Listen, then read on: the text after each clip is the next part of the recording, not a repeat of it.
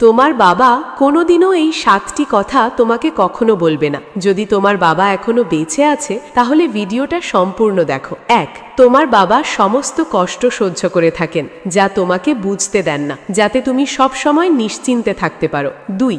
বাবা তার নিজের স্বপ্নগুলো বিসর্জন দিয়ে তোমার স্বপ্নগুলোকে পূরণ করার জন্য আজীবন চেষ্টা করে, যাতে তোমার কোনো কিছুর অভাব না হয়। 3. তোমার বাবা যখন তোমার উপর কঠোর হয় তখনও ভালোবাসা একটুও কমে না, বরং তার শাসনটাই তোমার জীবনের ভবিষ্যৎ সুখের স্বপ্ন হয়ে যায়। 4. তিনি নিজে না খেয়েও তোমাকে বেশি খাওয়ানোর চেষ্টা করে, কারণ তুমি তার কাছে সবচেয়ে গুরুত্বপূর্ণ। 5. তোমার বাবা নিজে ছেঁড়া পোশাক পরে তোমাকে দামি দামি পোশাক কিনে দেয়, নিজে কোনোদিন দামি পোশাক কেনার আশা করে না। 6. তোমার বাবা না খেয়ে থাকে তবুও মুখে বলে আমার কোনো ক্ষুধা নেই, তার পেটে ক্ষুধার জ্বালা থাকলেও সে কোনোদিন বুঝতে দেয় না।